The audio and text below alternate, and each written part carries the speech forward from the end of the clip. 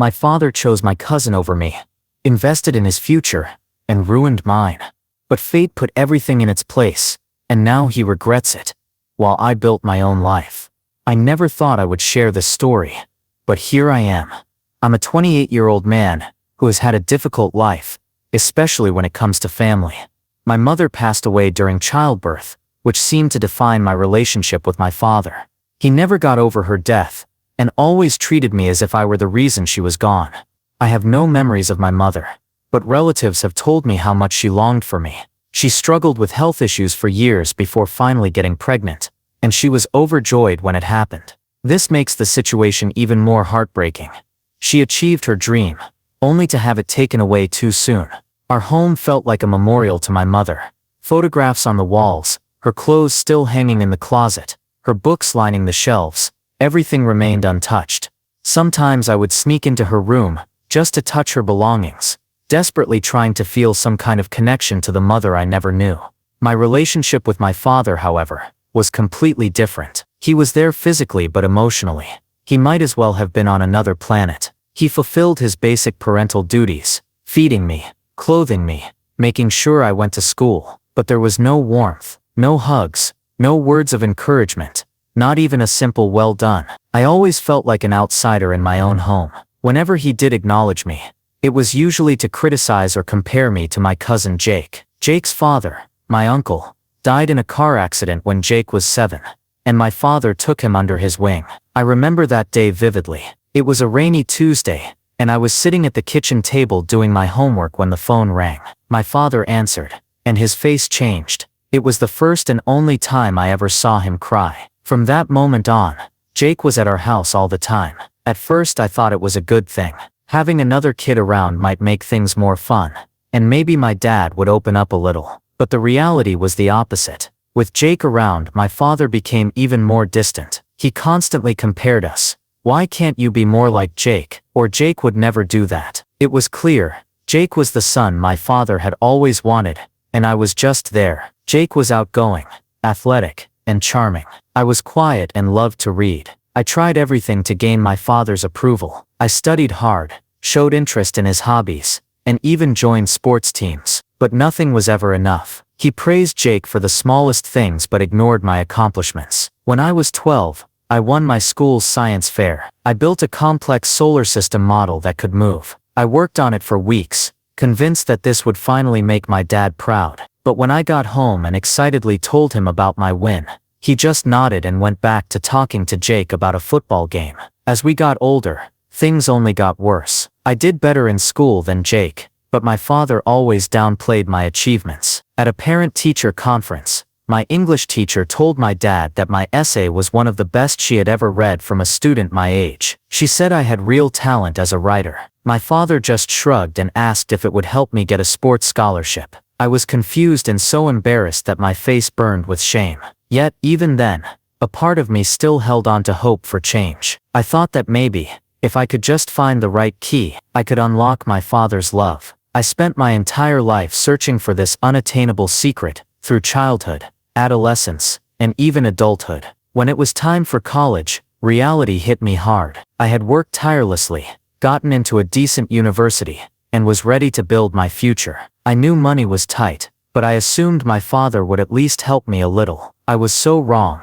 One day, I accidentally overheard him talking to Jake on the phone. My father was telling him that he would cover his entire tuition. My heart stopped when I nervously asked if he could help me too. He just shrugged and said, "Jake needs it more. I can't afford to pay for both of you." And just like that, my college dreams were shattered. I tried to make it work on my own, working evenings and weekends, taking a job at a local diner, applying for every scholarship I could find. But it wasn't enough. The pressure was unbearable. Balancing school, work, and even a little sleep became impossible. Eventually, after my first semester, I had to drop out, simply because I couldn't afford it. Meanwhile, Jake was living his best life at a prestigious university, fully funded by my father. He posted pictures of his fancy dorm room, spring break trips, and the brand new laptop my dad bought him for college. Every post felt like a knife twisting in my gut. That was my breaking point. I packed my things,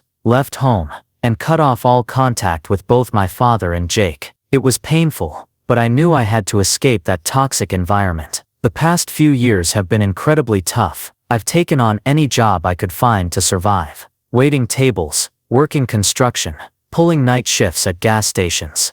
Anything to keep a roof over my head and food on my plate. It was especially difficult watching Jake succeed, landing a great job right after graduation. But despite everything, I'm slowly building a life for myself. I now have a stable job, not a dream career, but it pays the bills. I work as a manager at a local bookstore. It's not what I originally envisioned, but I find comfort in being surrounded by books. Plus, I've enrolled in night classes at a community college, still pursuing the degree I always wanted. It's not an easy journey, but at least I'm walking it on my own. Along the way, I found people who have become my real family. They accept me for who I am, not who they want me to be. We have weekly game nights, go on camping trips when we can afford it, and support each other through thick and thin. It's far from perfect, but it's mine, and that makes all the difference. I thought I had left my family drama behind, but life has a funny way of throwing curveballs. Yesterday, I got a call from an unknown number. When I answered, I froze. It was my father. We hadn't spoken in 3 years, and now, out of the blue, he was reaching out to me. I don't know how to feel about it, but one thing is certain, I'm no longer that desperate kid begging for his approval. This was the man who had never given me a dime for college, who had chosen my cousin over me time and time again, and now he was asking me for financial help. The irony was not lost on me. When I finally found my voice, I asked him why he was coming to me. What about Jake, his golden boy? Shouldn't he be the one to help out? My dad fell silent for a moment, then mumbled something about Jake being busy with his new job, and not having the means to help right now. I couldn't help but laugh. After years of being told how much better Jake was, how he deserved opportunities I didn't, now I was supposed to be the one to step up. I made it clear to my dad exactly what I thought about that idea. I suggested he go talk to Jake instead, since he had always been the favorite anyway. There was a long silence on the other end of the line. Then my dad started to say something about how he regretted some of the choices he'd made, how he wanted to make things right. But I cut him off. I told him it was too little, too late. I'd spent years trying to earn his love and approval, and now that he needed something from me, he was suddenly ready to play the remorseful father. I ended the call shortly after that. As soon as I hung up, I felt a mix of emotions. A part of me felt bad. After all, he was still my father. But a bigger part of me felt relieved. For the first time, I had stood up for myself. I didn't cave into the need for his approval that had driven me for so long.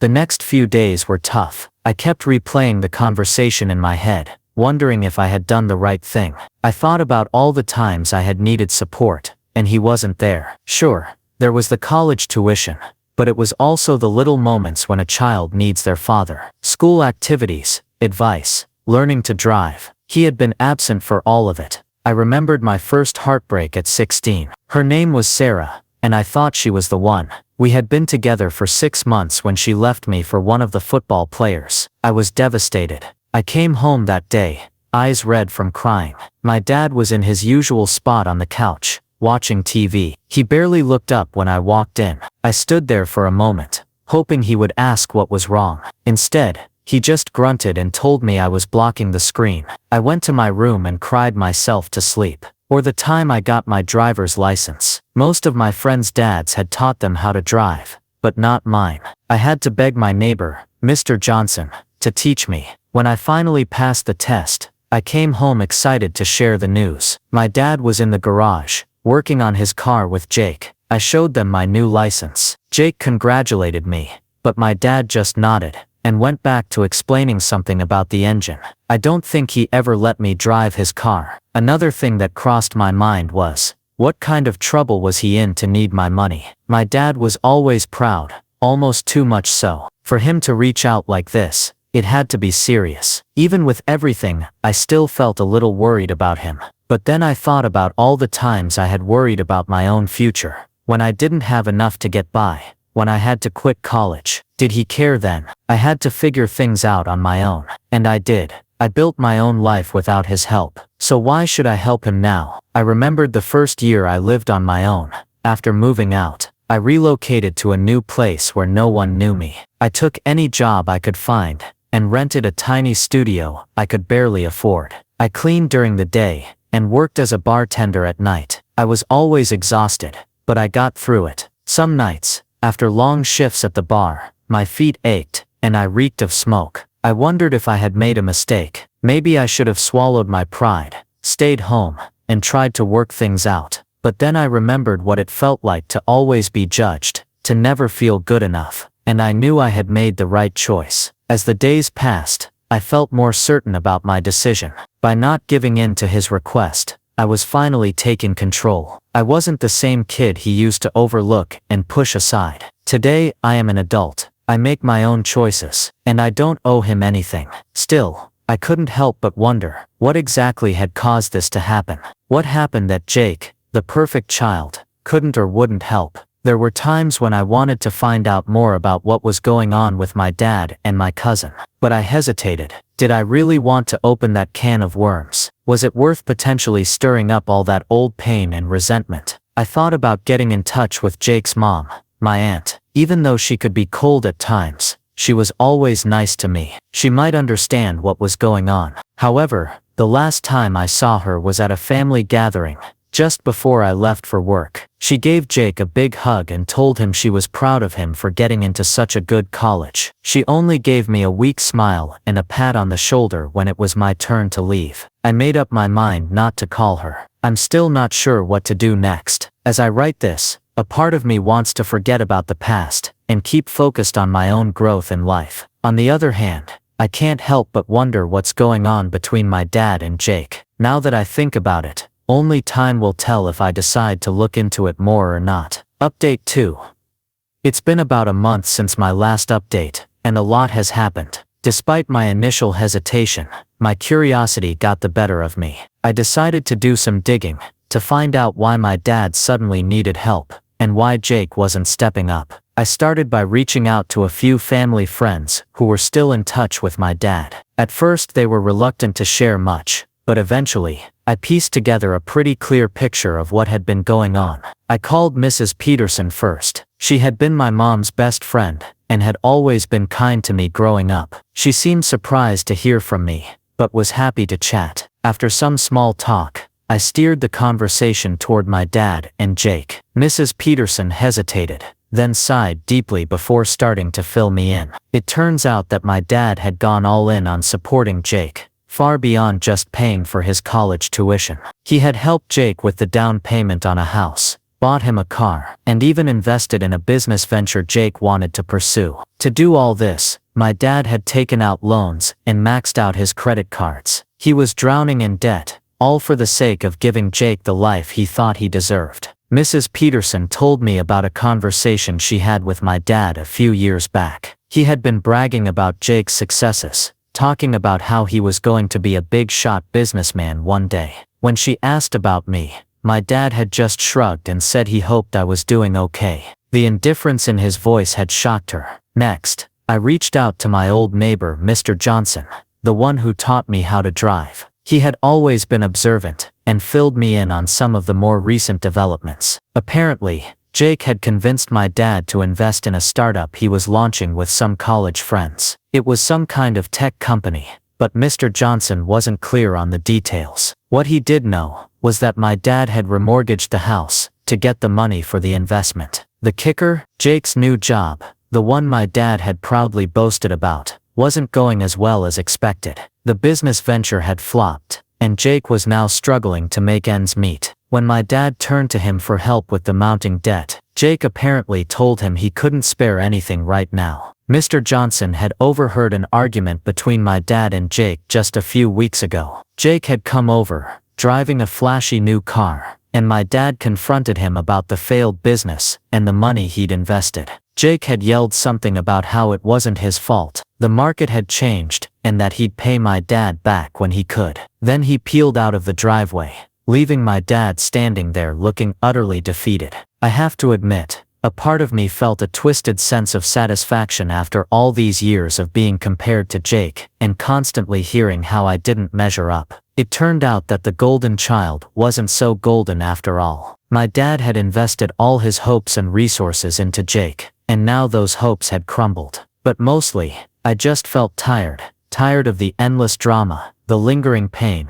and the constant what-ifs. I thought about how different things could have been if my dad had chosen to invest in me the way he did in Jake. Maybe I would have finished college, or maybe I would be in a completely different career today. But then again, maybe I wouldn't have learned the invaluable lessons about self-reliance and perseverance. I remembered how tough it had been after dropping out of college, working multiple jobs, often living off ramen noodles and cheap coffee. I thought about the long nights I spent studying, after exhausting shifts, driven by the determination to improve myself, even without the benefit of a formal education. It had been a hard journey, but it shaped me into the person I am today. I wasn't sure if I should share all of this with my dad, but eventually, I decided to text him. I told him I knew about the situation with Jake and the debt, but I didn't offer to help. Instead, I said I hoped he could see that his decisions had affected both of us. A few hours later, he replied, apologizing and writing a long message. He admitted he had been unfair to me, and explained how the grief over my mom's death had caused him to lose his temper. He talked about how proud my mom would have been of me and the man I had become, and he asked if we could meet and talk. I thought about that message for a long time, before deciding what to do. A part of me, the little boy still inside me, wanted to say yes. I imagined a scenario where we would sit down, talk things out, and magically fix our relationship. But as an adult who had worked hard for everything, I knew better. I remembered all the important moments in my life that my father had missed, like my high school graduation, when I searched the crowd hoping to spot his face, and only felt the sting of disappointment. I thought about my first apartment, which I furnished with second-hand items and determination,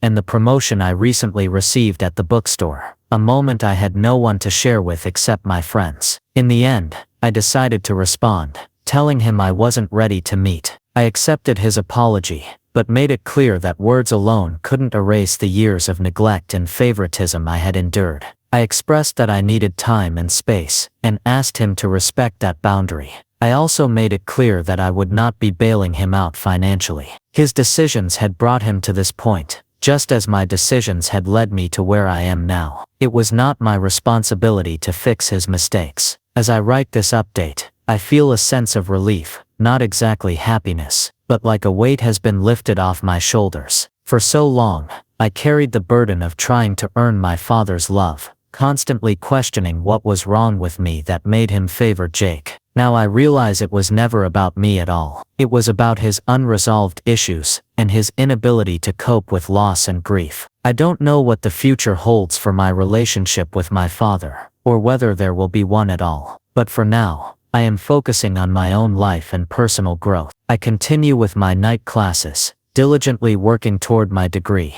and I'm building relationships with people who appreciate me for who I am, not for who they want me to be. Just last week, I helped my friend Sarah, not the one from high school, move into her new apartment. As we unpacked boxes and arranged furniture, it dawned on me that these connections, this chosen family, are what truly matter, not the approval of someone who never recognized my worth. Life isn't always easy, but I am forging my own path. And for the first time in a very long time, I feel like I'm exactly where I'm meant to be. I don't know what tomorrow will bring, but I'm confident that I will face it on my own terms, with the strength I've developed through years of self-reliance. That's something my father's favoritism can never take away from me.